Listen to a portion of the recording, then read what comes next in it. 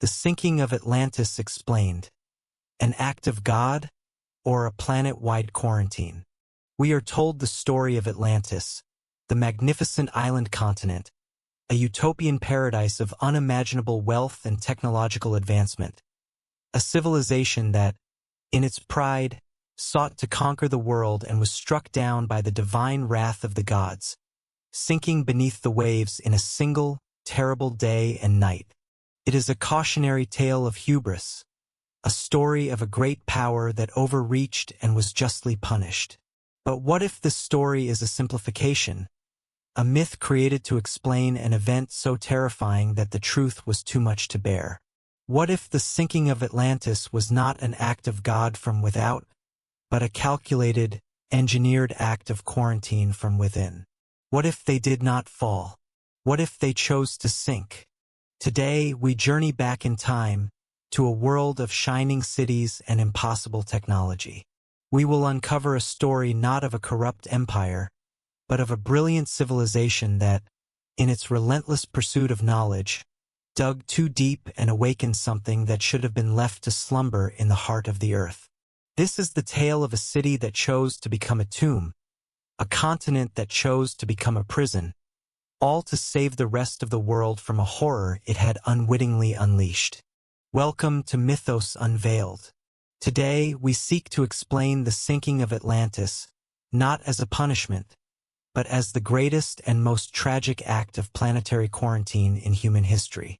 To understand the cataclysmic end of Atlantis, we must first understand its glorious, divine beginning.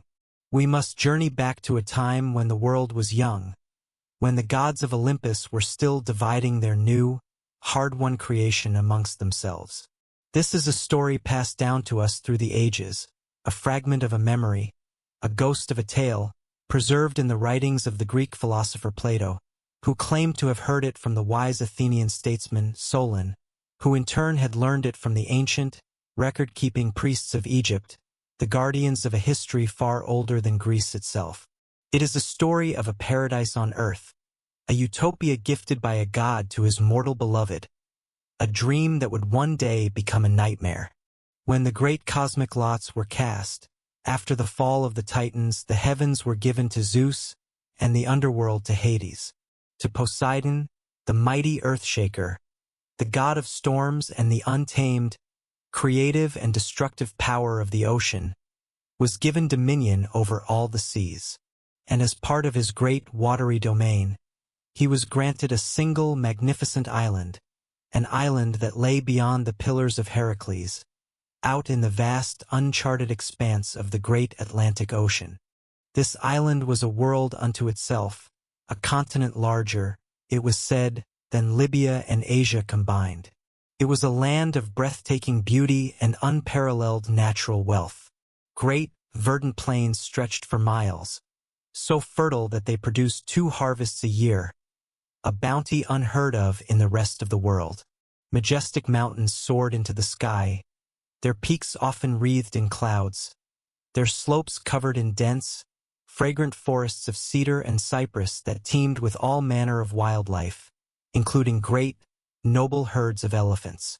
And from these mountains flowed a network of crystal-clear rivers and natural springs, some cold and refreshing, some warm and healing, that irrigated the entire land, making it a lush, self-sustaining paradise, a jewel set in the heart of the great ocean. It was upon this island that Poseidon, in his wanderings, looked and he fell in love. His love was not for a goddess, not for a powerful nymph of the sea. It was for a mortal woman named Cleito, who was an orphan, her parents having died long ago. She lived alone on a great hill in the center of the island. Poseidon, consumed by his divine passion, a passion as deep and as powerful as the ocean itself, desired her, but he also wished to protect her from the world, and from the prying, jealous eyes of his own tempestuous, Olympian kin. And so, he did what only a god of his immense, earth-shaking power could do. He became a divine architect, a geological engineer. He took the very land itself and reshaped it to his will.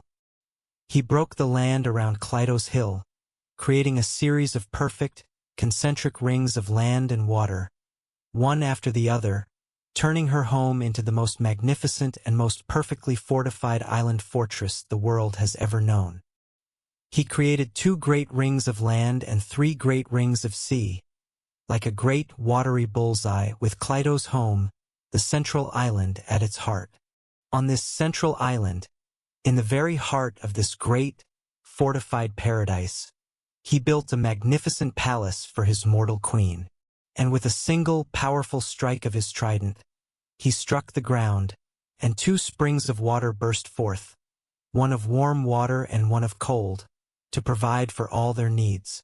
The palace itself was a wonder, a place of impossible beauty, with walls of silver and gold, and a great central temple to Poseidon at its heart. A temple with a roof of pure ivory, decorated with pinnacles of a strange, gleaming, red-hot metal that seemed to capture the light of the setting sun. Here, in this isolated, perfect kingdom, Clyto bore him 5 pairs of twin sons, 10 magnificent, semi-divine boys who would become the first kings of this blessed land. The eldest of these was named Atlas, and it was from him that the great island continent, and the ocean that surrounded it, would take their name, Atlantis. Poseidon, their divine father, laid down the laws of their kingdom. He divided the land into 10 separate kingdoms, one for each of his sons. They were to rule together in harmony, their power absolute over their own domains, but their collective most important decisions made in the great central temple, where a sacred pillar stood, a pillar of pure orichalcum, inscribed with the sacred, unchangeable laws of their father. The island was a utopia, a true golden age of mankind. The soil was impossibly fertile, the mountains rich with every conceivable kind of precious metal, including the strange, rare, and fiery red-glowing metal unique to the island, the one known to the Atlanteans as orichalcum. The ancient texts describe it as being more precious than gold, a metal that was mined from the earth and used to adorn their temples and palaces, its fiery, red glow giving the entire city a beautiful, ethereal light in the evenings. The Atlanteans were not just wealthy. They were brilliant. They were a civilization of philosopher kings, of master engineers, of scientists whose knowledge of mathematics, of astronomy, of metallurgy, and of the very earth itself far surpassed any other in the ancient world. They built great, complex canal systems that crisscrossed the rings of land, allowing great ships to sail from the outer ocean directly to the central city. They built magnificent bridges over the rings of sea, their arches soaring into the sky, and they dug great subterranean tunnels through the rings of land, so that their people could travel between the different parts of their city without ever having to cross a bridge. Their cities were wonders of architecture, their technology almost magical in its sophistication. They had created a society that was as perfect and as orderly as the concentric rings of their own island. For uncounted generations, they lived in this state of peace and prosperity. They were a noble and just people, ruled by the sacred laws laid down by Poseidon himself. They valued wisdom and virtue above their immense wealth. They wore simple robes, they shared their food in great, communal halls, and they held no jealousy or greed in their hearts. The divine blood of Poseidon ran strong in their veins, and it guided them to live lives of simple, enlightened perfection. They were the pinnacle of human achievement, a shining example of what humanity could be, a beacon of light in a young and often chaotic world. But, as the old, tragic stories always warn, such perfection is a fragile thing. As the long, peaceful generations passed, as the kings of Atlantis took mortal wives, the divine blood of Poseidon within the royal line grew thin, diluted with each new generation's mortal heritage. And as the divine blood weakened, a human flaw, a flaw that had been suppressed for so long by their divine nature, began to take root and grow in their hearts, like a slow, creeping, and poisonous weed in a perfect, manicured garden. That flaw was greed. And from greed grew ambition. And from ambition grew a lust for power. They were no longer content with their paradise. They began to look outward. Their great wealth was no longer just a tool for creating beauty and harmony. It became a tool for creating power. They began to build great armies and powerful navies. Their ships made of a strange, light, and strong wood. Their soldiers armed with terrible, shining weapons forged from the strange, red metal orichalcum. They sought to expand, to conquer, to impose their will and their perfect society upon the other, lesser nations of the world. They were, as the philosopher Plato tells us, becoming a threat to all of a corrupt, aggressive, and imperialistic power. Their hearts were now filled with an unrighteous avarice and power. This is the traditional, simple, and moralistic reason given for their downfall. Their moral decay, their hubristic belief that they were superior to all other men, angered the great god Zeus, the king of all the gods and the ultimate enforcer of cosmic balance. He looked down from his throne on high Olympus and saw that this great, beautiful civilization had become a cancer upon the earth. And so, he gathered the other Olympians to pass judgment and decree a fitting punishment. A punishment that would come in the form of terrible earthquakes and great, world-swallowing floods that would wipe their arrogant civilization from the face of the earth in a single terrible day and night. This is the story as we know it, a simple cautionary tale. But what if their corruption was not the cause of their destruction, but merely a symptom of a deeper, more terrifying, and more fundamental problem? What if their growing aggression and paranoia were not born of simple human greed, but of a dawning, terrible, and world-shattering realization of what they had discovered in the very heart of their own island? What if they were not growing more evil, but were, in fact, growing more and more mad?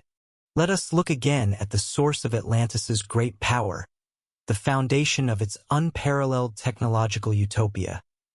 The strange, rare, and beautiful red glowing metal known as orichalcum. The ancient texts describe it as being more precious than gold, a metal that was mined from the earth and used to adorn their great temples and the walls of their royal palaces. Its fiery, red glow giving the entire city a beautiful, ethereal light in the evenings. It was a symbol of their wealth, their status, and their divine heritage. But what if it was more than just a decorative metal? What if it was the very engine of their civilization? Imagine, for a moment, that orichalcum was not a simple element to be dug from the ground like iron or copper. Imagine that it was a form of naturally occurring, superconductive, and perhaps even semi-sentient crystalline metal. A substance that could store and channel immense amounts of geothermal and psychic energy. The Atlanteans, with their advanced science, had learned to harness its immense, latent power. It was this orichalcum that powered their silent, graceful flying machines, their tools that could shape stone as if it were clay, their energy weapons, and their devices that could heal the body and perhaps even manipulate the mind. It was the secret behind their seemingly magical technology. For centuries, they mined it from the surface and from shallow pits near the volcanic mountains at the center of their island. But as their civilization grew, as their cities expanded and their technological needs became more complex, their need for energy grew with it. The surface veins of orichalcum, once thought to be endless, began to run dry. They had to dig deeper. They began a massive, continent-spanning mining operation, a great, ambitious project to drill deep into the very heart of their island, following the strange, pulsing veins of orichalcum to their ultimate source. The greatest minds of Atlantis, their most brilliant engineers and geologists, designed great, powerful machines that could bore through miles of solid rock. They were embarking on a journey to the center of their own Earth, a journey no mortal had ever attempted before. They were filled with the pride and confidence of a people who believed there was no problem that their intellect could not solve, no secret that their science could not uncover. And as they dug deeper and deeper, miles beneath the surface of their paradise, they found something. It was not a beast of claws and fangs. It was not a physical creature in any way they could comprehend. It was a geological and biological and psychic anomaly of planetary scale. Deep beneath the crust of the Earth, at the very core of their island continent, suspended in a great geothermal ocean of liquid rock, lay a being, or a thing, a colossal, living and sleeping entity, a creature not of our world, but one that had been embedded in the planet's core since its very formation, a being left over from a previous, forgotten cosmic cycle, a thing that had slumbered in the heart of the planet for uncounted millions of years. Let us call it, as the most secret and forbidden Atlantean texts did, the Telluric Heart. It was a creature of immense, unimaginable size and power, and it was sleeping, its life cycle measured not in years, or even in centuries, but in geological eons. And the great, glowing red veins of orichalcum that the Atlanteans had been so greedily mining were not just metal. They were its nervous system.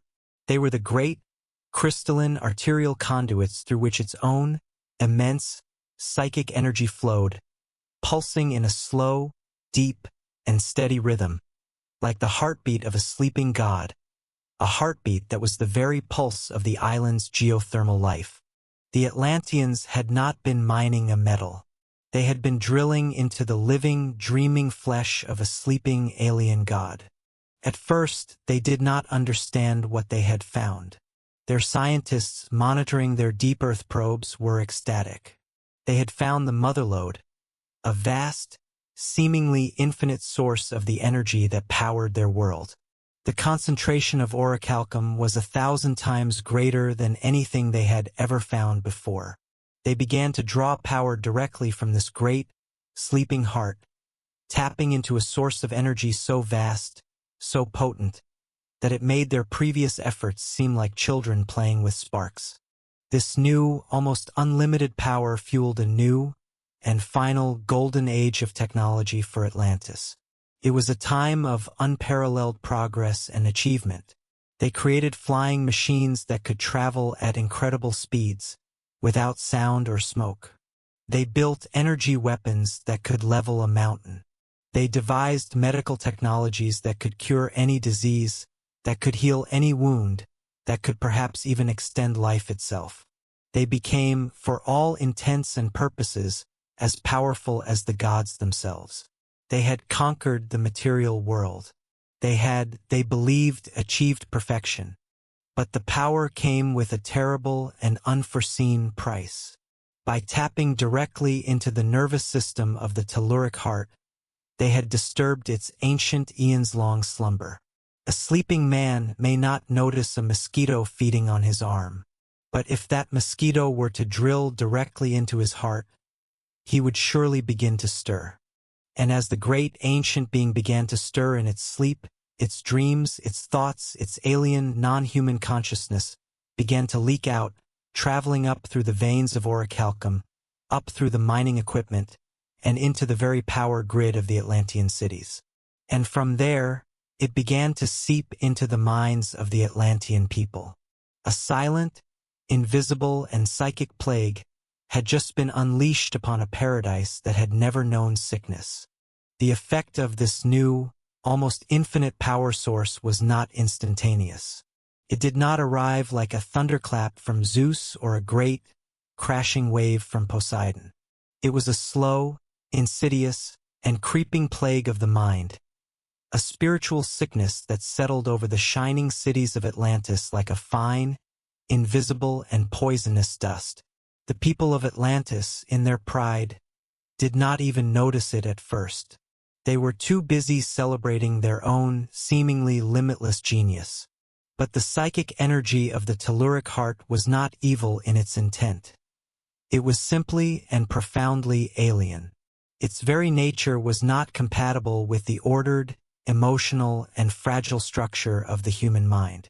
The constant, low-level exposure to its ancient, non-human dreams began to warp their personalities, to corrupt their most noble ideals, to turn their greatest virtues into their most dangerous and self-destructive flaws. Their natural, healthy pride in their magnificent achievements began to curdle into a dangerous, narcissistic arrogance.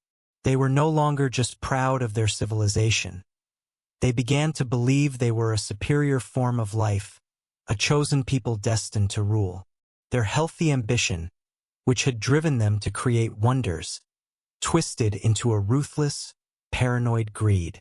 Their philosophical debates on the nature of virtue were replaced by bitter, political squabbles over power and influence. They began to see the other, lesser nations of the world not as brothers in humanity, but as potential threats, as inferior resources to be conquered and assimilated into their own perfect society. This was the true source of their moral decay, the fall from grace that Plato describes. It was not a simple human failing, a slow slide into decadence. It was a psychic infection. They were suffering from the early stages of a mass, planet-wide psychosis, induced by the dreaming of the alien god they had so foolishly and so arrogantly disturbed beneath their feet. Let us look at the symptoms as they began to manifest. The first to be affected were the miners and engineers who worked closest to the source, in the deep orichalcum mines. They were hailed as heroes of the Republic, the men who were fueling the nation's great leap forward. But in private they began to change. They became withdrawn, prone to sudden, inexplicable fits of rage. They complained of strange, shared nightmares, dreams of great, dark, and shifting shapes in a fiery, subterranean sea. They began to speak of the orichalcum not as a metal, but as a living thing, whispering to them in a language they could not understand, but could somehow feel. These were the first, dismissed signs of the coming madness. Then, the plague began to spread to the general populace, carried through the very energy grid that powered their lives. The beautiful, ethereal, red glow of the orichalcum that lit their cities at night was no longer just a source of light. It was the source of psychic contagion. The people's art began to change. Their graceful, harmonious sculptures began to incorporate strange, unsettling, non-Euclidean angles. Their beautiful melodic music was infused with dissonant, jarring notes that left the listener feeling profoundly uneasy. Their society, once a model of philosophical reason, became consumed by a new, fervent, and aggressive nationalism. Great military parades became a common sight in the streets. The children, once taught philosophy and art, were now taught the glory of the Atlantean state and the inferiority of all other peoples. The philosopher kings were slowly being replaced by generals and demagogues. The great leaders and scientists of Atlantis, the wisest and most perceptive among them, began to notice the change. They saw the growing paranoia in their people, the rising irrational tide of aggressive imperialism. Using their advanced science, they began to study the strange, psychic energy that was now emanating from the orichalcum mines and the power grid. And what they discovered terrified them to their very souls. They saw that the energy was not just energy. It was patterned. It was complex. It was, in some strange, terrifying way, intelligent. They finally realized what they had done. They realized that the great power source beneath their island was not a geological formation. It was a living being. And they realized, with a dawning, world-shattering horror, that it was beginning to wake up. Their most advanced simulations, their most powerful long-range psychic sensors, their most secret and forbidden prophetic devices all pointed to the same catastrophic and unavoidable conclusion. The telluric heart was entering a new phase of its eons-long sleep cycle, a phase that was a prelude to a full awakening. And if it were to ever fully awaken, its psychic emergence, its birth into a state of full consciousness, would send out a shockwave of such immense, alien, and powerful thought that it would shatter the minds of every sentient being on the planet. It would be an extinction-level event, not of the body but of the mind. It would not kill humanity. It would unmake it. It would plunge the entire world into a state of permanent howling madness, turning all of humanity into a single, screaming, mindless, and psychically linked organism, a planetary extension of the newly awakened and utterly alien will of the telluric heart. The leaders of Atlantis, the last sane men in a civilization that was slowly going mad, were faced with a choice of unimaginable horror.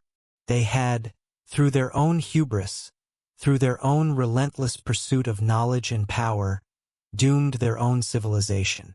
Their people were already too far gone, their minds too deeply infected by the creatures dreaming to ever be saved. But perhaps they could still save the rest of the world. Perhaps they could prevent the plague from ever leaving their shores. They had created the problem. It was their terrible and heroic duty to solve it, even if the solution was the annihilation of their entire world. They had to make a choice, to allow their now glorious, now powerful, and now mad civilization to become the seed of a planetary apocalypse, or to perform a final, terrible, and profound act of self-sacrifice, to turn their entire continent into a tomb, a prison, and a final, desperate quarantine. A secret, desperate council was held in the deepest, most shielded chamber of the Atlantean capital. The greatest remaining minds of Atlantis, the scientists, the engineers, the philosophers who had, through their discipline and their own advanced mental techniques, managed to resist the full effects of the creeping psychic plague, gathered in absolute secrecy. They were the last sane men in a civilization that was joyfully and patriotically going mad. Their faces were grim, their eyes holding the terrible weight of their discovery. They were no longer trying to find a way to win a war or to gain more power. They were gathered for a single terrible purpose, to find a way for their entire civilization to die, and to take their terrible secret, and the monstrous god they had awakened, with them to a watery grave. The debate was agonizing. They were the leaders of the most advanced civilization the world had ever known, a utopia of their own making. To choose to destroy it, to annihilate their own people, their own families, their own magnificent creations, was a thought so monstrous it was almost unthinkable. Some of the younger scientists argued for another way. Could they not create a psychic shield to protect the rest of the world? Could they not find a way to put the telluric heart back into a deeper slumber? But the elder council members, the ones who had studied the psychic emanations most closely, knew the truth. It was too late. A shield would not hold, said Orin, the lead geophysicist, his face pale and drawn. The power we are dealing with is not an external force. It is now a part of us. It is in our power grid, it is in our communication systems, it is in the very air we breathe. We are the carriers of the plague. The only way to stop it from spreading is to eliminate the carrier. Another, a philosopher named Lyra, spoke, her voice trembling but firm. We sought to become as gods, and we have succeeded only in finding a devil. We have a sacred duty, not to our own people who are already lost, but to the future of humanity itself. To the Athenians, to the Egyptians, to all the nascent civilizations of the world who are still living in a state of blessed ignorance. We must not allow our sin to become their doom. And so, with heavy hearts and a sense of terrible world-saving purpose, they agreed. They devised the Great Quarantine Plan. They could not simply destroy their own island continent. To do so with their advanced energy weapons would be to risk shattering the Earth's crust and prematurely and violently awakening the telluric heart, which would be the very apocalypse they were trying to prevent. A conventional attack, a simple act of destruction, was too chaotic, too unpredictable. No, their solution had to be as brilliant, as audacious, and as terrifyingly precise as their own civilization had once been. They devised a plan to use their mastery of geothermal and tectonic engineering, the very sciences that had allowed them to drill so deep in the first place, to intentionally and controllably sink their own continent. They would not just destroy Atlantis. They would bury it. They would pull it down into the deepest trenches of the ocean, using the immense, crushing pressure of the sea itself to reinforce the prison around the telluric heart, to muffle its psychic scream with a blanket of water miles deep, and to hopefully, by creating a sudden and drastic change in temperature and pressure, shock it back into a deep, dreamless, and eternal slumber. It was an act of mass, willing self-sacrifice on a planetary and geological scale. They worked in absolute secrecy, under the cover of the very madness that was consuming their people.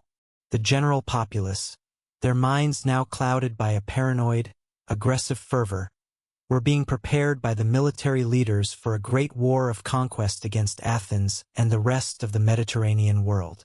This planned war, born of the plague's influence, now became a useful fiction for the secret council, a perfect cover story. It was a way to mobilize the population, to explain the strange geological preparations, to distract them from the true, terrible work that was being done in the secret laboratories and geothermal control centers deep beneath the earth. The great engineers, the last sane members of their guilds, began to systematically weaken the tectonic plate upon which their continent sat. They used their advanced sonic drills to create a series of strategic fault lines deep within the bedrock. They drilled great, secret tunnels from the ocean floor directly into the massive magma chambers that lay beneath their island, fitting these tunnels with great, orichalcum sea gates that could be opened with a single synchronized command. They were preparing to flood the very foundations of their world with the cold, massive weight of the Atlantic Ocean, an act that would trigger a catastrophic, but hopefully controlled, tectonic collapse. Meanwhile, the priests and mystics of the council began to perform their own, final, and most important ritual. They began to craft the myth that would be left behind, the story of a proud and powerful nation that grew corrupt and was punished by the gods for its hubris. It was a simple, easily digestible, moralistic tale, a lie designed to be remembered, a final, compassionate warning to any future civilization that might be tempted to dig too deep, to seek a power that was not meant for them. It was a final, loving gift to the world they were about to leave, a cautionary tale designed to protect the future from their own terrible mistake. They seeded this story into the minds of travelers, into the records of the Egyptian priesthood, ensuring that a version of their story, a simplified and safe version, would survive their own self-inflicted apocalypse. The plan was set. The mechanisms were in place. The story was written. All that was left was to wait for the final terrible signal. The council had decided that they would activate the Great Quarantine at the moment their own war fleets set sail to attack the outside world. It was a moment of perfect, tragic irony. The moment Atlantis reached the absolute peak of its arrogant, plague-fueled aggression would be the exact moment of its final, heroic, and secret act of self-destruction. And so, the final day of Atlantis came. It did not dawn with a sense of foreboding, but with a feverish, patriotic pride. The armies were amassed in the great plazas, their orichalcum armor gleaming a sinister, beautiful red in the morning sun. The great, silent flying machines, the vimanas, hovered in the air, their crystalline engines humming with a terrible stolen power. And in the great, concentric harbors, the magnificent Atlantean war fleet, the most powerful navy the world had ever known, prepared to set sail for their glorious war of conquest against Athens and the rest of the Mediterranean world. The people of the great city, their minds inflamed with the psychic whispers of the telluric heart, which they mistook for their own righteous ambition, cheered their soldiers on. They celebrated their imagined, impending victory, a victory that would make Atlantis the master of the entire world. They had no idea that their leaders, the last sane men, were about to commit the ultimate act of treason and the ultimate act of heroism. High on his throne on Mount Olympus, Zeus and the other gods watched. They saw the Atlantean aggression. They saw their unbridled hubris, and they agreed that a punishment was due, that this arrogant civilization had to be brought low. They began to gather the storm clouds. They prepared their thunderbolts. They were about to pass judgment. But this divine judgment, the story that would be remembered by the outside world, was merely the cover story, the cosmic justification that would be recorded in the myths. It was the backdrop against which the true and far more terrible destruction would unfold. The true destruction came not from the heavens above, but from the secret command centers deep within the earth below. As the first Atlantean warship passed through the outer harbor and into the open ocean, as the first legions began their march, the secret council of scientists and philosophers, gathered in their shielded subterranean command center, looked at each other one last time. They saw in each other's eyes not fear, but a profound and terrible resolve. The leader of the council, the old philosopher king who had first discovered the true nature of the telluric heart, gave the final silent nod. The time had come. He gave the final order. He spoke the activation codes into the great orichalcum console. He activated the great quarantine. The effect was instantaneous and cataclysmic. Deep beneath the continent, in the secret tunnels that had been drilled into the Earth's mantle, the great orichalcum sea gates slid open. The cold, massive, and unimaginably heavy weight of the Atlantic Ocean, under the pressure of miles of water, poured into the superheated magma chambers that lay at the very foundation of the island. The reaction was a force unlike any seen since the creation of the world. The cold water hit the molten rock, and a continent-sized steam explosion erupted deep within the Earth's crust.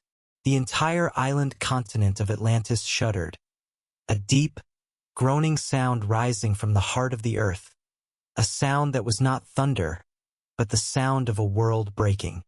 Great, gaping fissures, not from Zeus's wrath, but from their own precise geological engineering, split the land.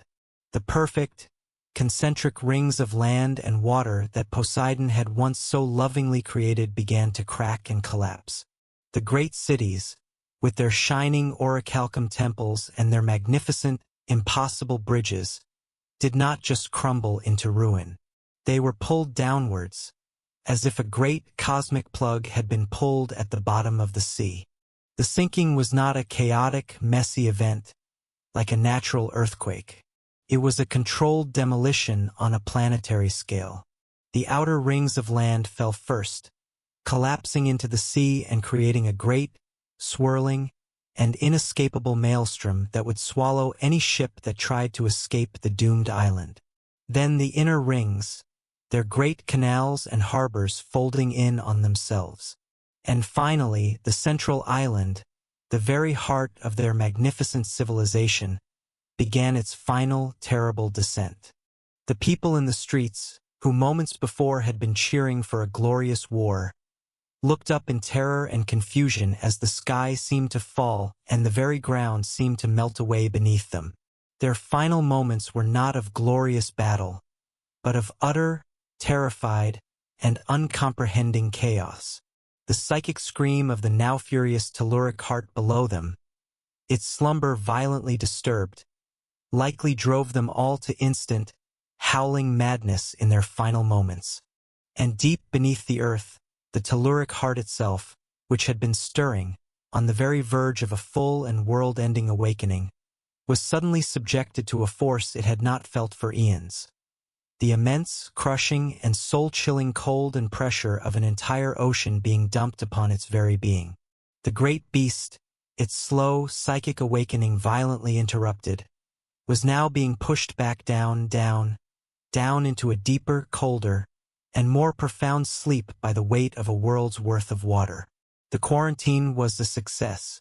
In a single terrible day and night of violent, man-made earthquakes and great, all-consuming floods, the magnificent continent of Atlantis, with all its people, all its wonders, all its terrible secrets, and all its heroic, self-sacrificing leaders, vanished beneath the waves, leaving behind only an empty, churning, and forever haunted sea.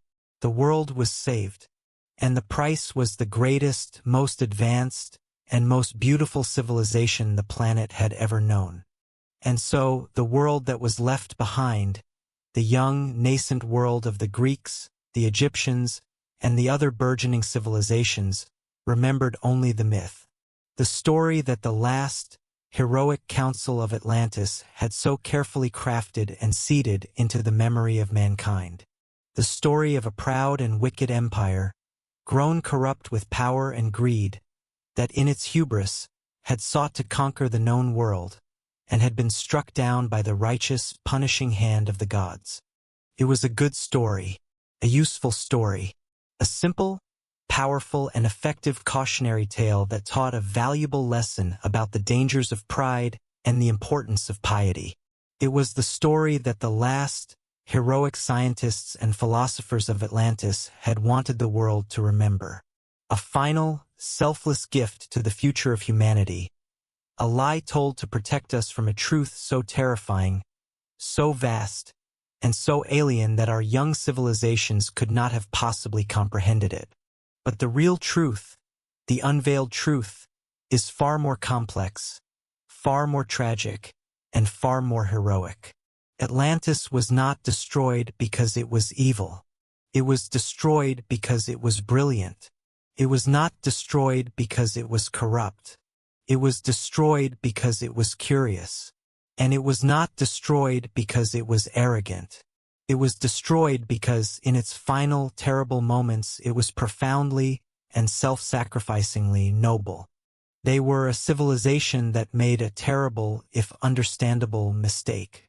In their relentless scientific pursuit of knowledge and power, they had dug too deep. They had broken into a place that should never have been broken into. They had awakened a god that should have been left to its eons-long slumber. And when they realized that their mistake, their single great intellectual sin, could doom the entire world, they chose not to flee, not to try and save themselves, but to erase themselves from existence to correct their error. They chose to become the eternal guardians of their own terrible discovery. They chose to turn their entire continent into a tomb. They chose to transform their magnificent, shining city into the heart of a great, deep, and watery prison. And so, somewhere in the cold, silent, and crushing darkness at the bottom of the vast, uncharted Atlantic Ocean, the city of Atlantis still lies. It is not a ruin filled with the whispering ghosts of the dead. It is a tomb, a great, continent-sized prison, a monument to the greatest act of self-sacrifice in human history. And the great, beautiful orichalcum towers, their inner, fiery red light long since extinguished by the cold, black water, no longer serve as beacons of progress. They are the bars of a cage. And within that cage, deep beneath the silent city, deep within the cooled crust of the earth, the great telluric heart still sleeps. Its psychic dreams are now muffled by the immense, insulating weight of an ocean.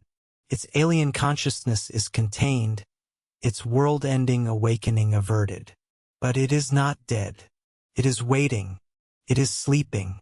And in its dreams, it perhaps still remembers the brief, strange, and fleeting existence of the small, clever, and ultimately heroic race of beings that had disturbed it, and then had so strangely and so nobly tucked it back in.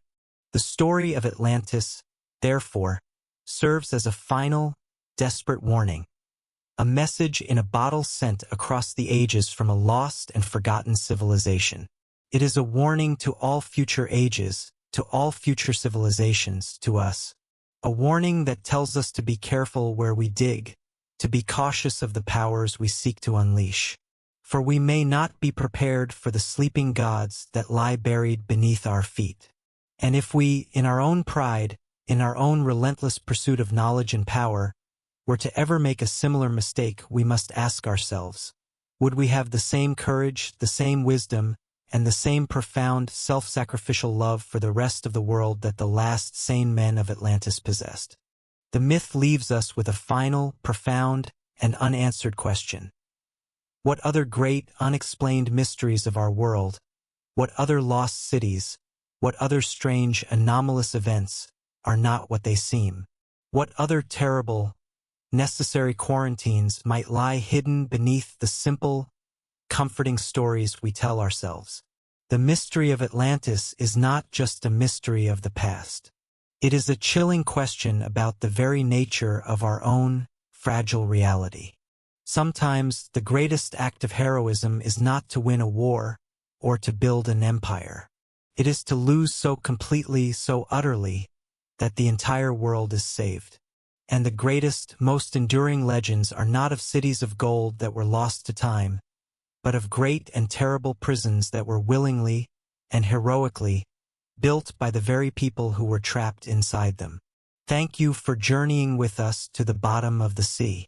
If this unveiling of a lost civilization has changed your perspective, show your support by liking this video, subscribing to Mythos Unveiled, and hitting the notification bell so you never miss another journey into the heart of our most profound and secret legends.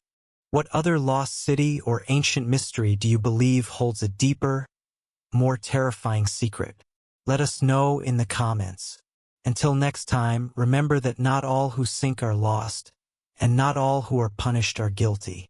Sometimes, they are simply the guardians of a truth we are not yet ready to know.